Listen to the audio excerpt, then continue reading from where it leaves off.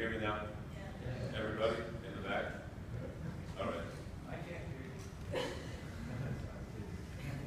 Because of your age.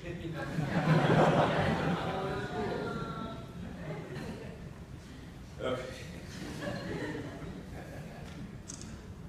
I have similar problems with audition.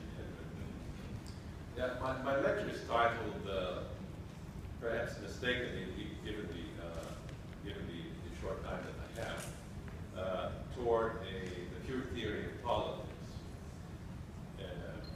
I prepared it for something like 30 minutes and 10 minutes of question and answer, but now I only have 20 minutes and I'm already running out of time. And by politics, I did not mean partisan struggle for the control of the state. I mean the tools necessary to promote the good government of the republic, or what I would like to think of as a republic. My main interest here is to call attention to two forgotten writers in the political field, hardly ever mentioned by any political science out there anywhere in the world. And one of them is Joseph Schumpeter, or Joseph Schumpeter since he moved to the United States, and the other one is Hayek, who spent the second half of his life actually battling not in the economics field, but in political. And what I have to say touches on some points in my recent book, The China Lectures, Constitutional Reform in China, my contribution to the debate, which is a series of lectures I delivered last year at Fudan University in Shanghai. My editor gave this overtitle, The China Lectures, because she thought that the way I had it more academically would sell as well. But it appeared recently online and through Amazon.com and Barnes & Noble, and it's going to appear soon in Mandarin, I believe, and in Cantonese here in China in paperback. And whether online or in paperback, I hope that you will buy the book. And in order to become acquainted with the full content of my 18 lectures that I've done. But these lectures, containing this book, don't apply just to the Chinese situation. They apply to any country, and they were in fact initially written for the Brazilian situation, since I am, from Brazil. And they apply, of course, to the Western democracies, and to some extent, particularly to the American situation, which is where I live, and it's the one that worries me the most at the moment. Now, most academic and party leaders in the Western democracies reject the idea that governmental structures in which they work are reaching the point of exhaustion. They live in a state of denial. And they deny also that the economic, political, and legal inefficiencies and uncertainties of those countries are a result of this constitutional weakness and the constitutional imperfection. In the democracies, a good deal of creativity is still visible in the economic area, because in spite of the anti-market regulation that's continually thrown in the way of the market, there's still a lot of discipline there for sensible action. But in the political front, rationality has pretty much gone out the window, creativity with it, because the desire to win elections at all costs, which is what democracy is all about. Doesn't matter whether it's legal or illegal, fraudulent or not, the idea is to win, right? This, democratic method then relaxes all discipline and all morals, and creativity ceases to exist. And what we see there is, of course, creativity in the tricks used republic and to sell elections and to sell candidates and to sell it, all sorts of ideas for further government spending and further favors to special groups, but nothing that is of any consequence beyond getting a majority in the popular vote. In democracy, a majority of one is good enough. One vote is all you need.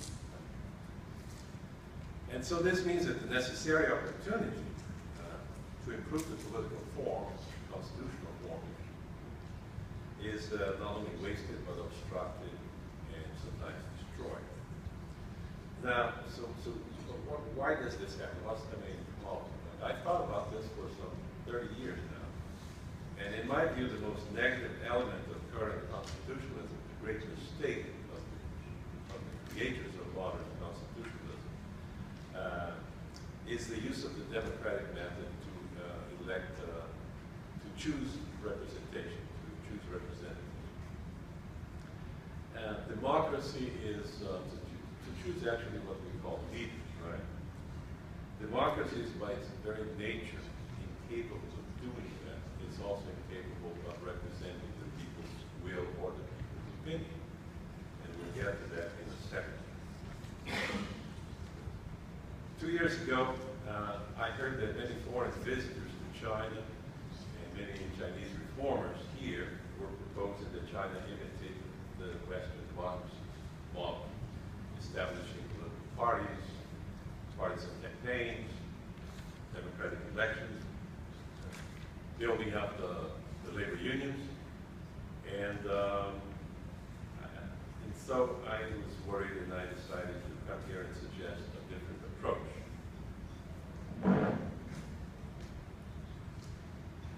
In sum, I came to explain why constitutional reform, if adopted here, should not follow the SPAC, should not follow the democratic path.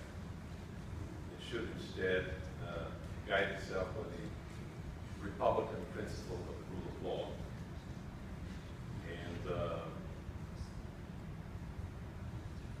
And this because my experience in Brazil and the United States have taught me that democracy undermines constitutions. That is the nature of it. That is what it wants to do.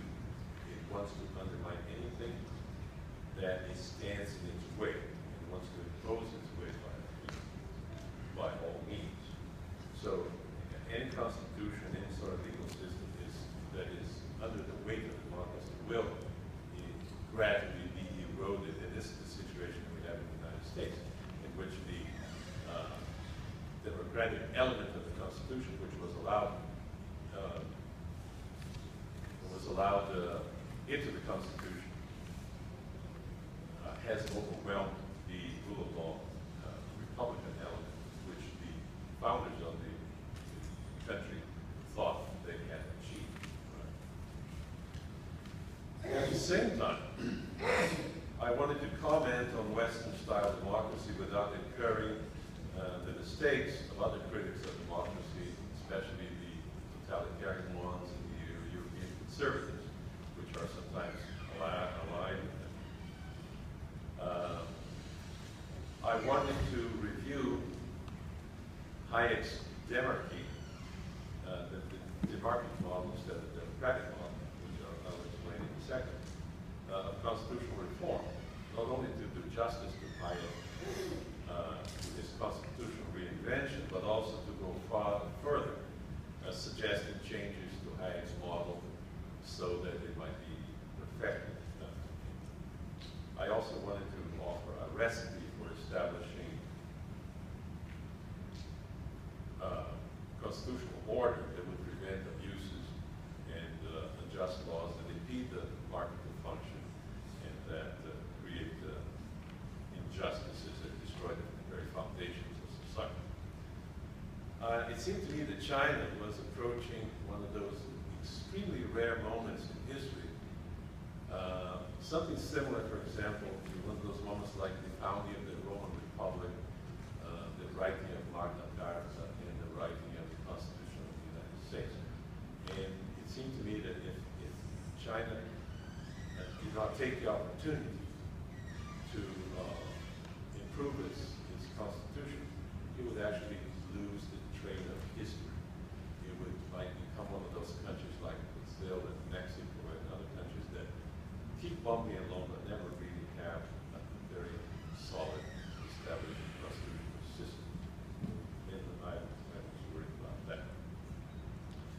So, you know, what did Hayek then say about constitutional reinvention? What is his plan? In his trilogy, Law, Legislation, and Liberty, which I recommend that you read, especially the first volume on Rules and Order, and the third volume, the Political Order of Free People, that you continue what I say here and go and find the details of his plan, which are explained in that book. And Hayek explained in this book, in this trilogy, the root of the debilitating force that under which the democracies operate. Said Hayek, the goal of the constitutionalists, the founders of the constitutionalism, such as Montesquieu and the creators of the American Republic, was to promote individual liberty by disciplining the powers of the government, by separating the powers and by making them related at the same time. And he says this goal is still as worthy of being pursued today as it was more than 200 years ago. But the means used to establish this, the means they sought, that they thought would work, actually have not worked. And so the first attempt at modern constitutionalism, this is his gloomy assessment, but it's something to be taken into account. He says the first attempt to establish constitutionalism has failed. In other words, the American Republic has failed to achieve what it wanted to achieve. And the reason for this, says Hayek, is that the method used for choosing the representative method, which is the democratic method, party-based elections, has led to the belief under the false theory of democracy of the 18th century that once elected, the representatives can do anything they wish because they represent the people. They have a mandate from them. And so they have assumed for themselves, have arrogated to themselves, an unlimited power to legislate. And anything that they legislate is supposed to be good. And in the case of the Supreme Court of the United States, not always, but fairly often, the Supreme Court simply defers to this power because it wants to be democratic also, and lets a lot of things pass as legislation or as law that actually should be stopped on constitutional grounds, but does not. And yet, as Schumpeter put it in 1942 in his book, Capitalism, Socialism, and Democracy, in pages about 200 and 260, in his theory of democracy, he says the more untenable democracy is being proved to be, the more completely it dominates the phraseology of politics and the rhetoric of the politicians. And not just of the politicians, but of academia. All academia is actually working on the democratic side and finding ways of explaining democratic theory. Nobody explains a Republican theory or rule of law theory. So, we don't have time to explain, to examine Hayek's theory in detail. His plan for constitutional reform touches on several areas. As far as Schumpeter is concerned, his ideas on democracy also go on for many pages. But these are just some points here, some of his conclusions, as I interpret them somewhat a little freely sometimes. He says, democracy tells us who won an election. It produces a government, but not necessarily a good government or appropriate leadership. Democracy does not mean popular control of the elected government. Once elected, the politicians do what they want. They simply disappear from view, then come back 4 years from now asking for our vote again. Democracy amounts to government by the current majority, not government by the people. And this current majority, for example, in the United States, where only about 50% of the people vote, because everybody else is tired of the system, doesn't believe it. It actually means that if somebody wins by 53% they actually have 53% of 50% of the eligible voters, which amounts to about 26% of the population. 26% of the population is not the voice of the people. These are the distortions that democracy brings about. Further, and Schumpeter only hints at this, the people's will expressed through elections is actually hijacked, the whole electoral system is hijacked by the interest groups who finance the campaigns and then who pretty much get what they want in terms of legislation, while the population out there that voted for them pays the price in higher taxes and not to mention the erosion of their purchasing power through inflation or the erosion of their living standards through the very corruption of the country. So that while claiming to represent the people, democracy actually becomes the vehicle through which unscrupulous people and unscrupulous groups actually dominate society.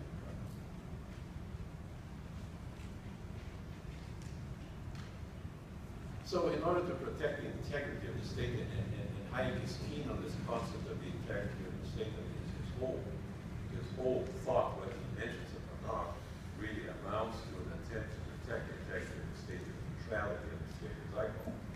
And he proposed a constitutional reinvention, a reform of the current constitutional system. His planning includes defense, public finance, and all sorts of fields.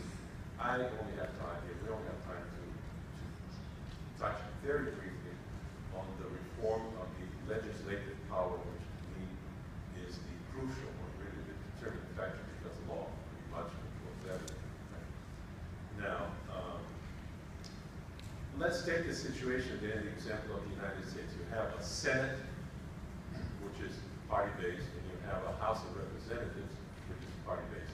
The Senate is elected, senators are elected every 6 years. The House of Representatives, which is supposed to be closer to the people, is elected every 2 years. The fact is that the result of this is that the Senate actually, because the senators have to be elected only every 6 years, and they normally come from wealthy families, they basically control the country. It's the only legislative power in the country. Whereas the House of Representatives, which has to be re-elected every 2 years, puts such a burden on the representative that he does not have much time to deal with the problems that he was elected to deal with. So that's one of the great distortions. Now, and so Hayek says, well, besides they pretty much do the same thing. They write legislation, they fight with one another, even when they have the same party, they still have a struggle with one another, right? Because the parties are not necessarily coherent all the time. So what Hayek says, it's clumsy, it's repetitious, and it's inefficient. What we need to do is separate the legislative power, take the two aspects of the legislative power, the Senate and the House of Representatives, and reform them according to the function. In other words, the Senate then would not be elected democratically but through the party system. It would simply be elected through another way, which I cannot explain right now. It's based on age and on competence rather than on simply running for office. And this would be the true legislative assembly, and it would only deal with fundamental laws and general laws and review of the whole regulatory system and things of that nature. It does not deal with running the government, with budgets. It prescribes, for example, levels of taxation based on fundamental principles of taxation, and that gives you the budget. The budget is not manipulated by political parties. So the House of Representatives, then, that would be the administrative assembly, and that House would get a budget based on the laws of the country. And they can spend that budget to buy ships for the country, or airplanes for the Air Force. And, but it cannot increase the budget, or it can actually determine levels of taxation. In other words, even though it's elected as it is now. Through the party system, it will lose much of its power, much of what the early old liberals used to call the fiend discretion, right? They will have no discretionary power to increase the budget in order to create more debt, in order to buy more paper. They would have to live within the budget, and they cannot do anything else, right? So this is basically, this is the basic approach to the reform of the legislative power. And I think this alone pretty much guarantees a good deal of discipline and a good deal of good government within the constitutional system that he proposes, right?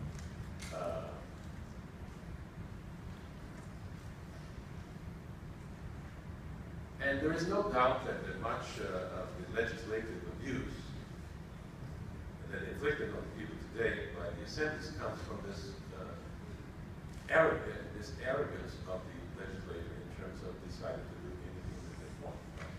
So this is, in other words, and how did this come about? It comes through the electoral process, through the democratic process, and through the idea that anybody can simply run for office, and they're pretty much, based on a small percentage of votes, can do anything he wants. And this is the situation that the Western democracies are facing. I mean, from Brazil to Argentina to Europe, the United States, Canada, they all have the same problem. Some a little better, some a little worse, but they are in the middle of a situation that they cannot solve. And so Hayek, is the solution. I add some elements to Hayek's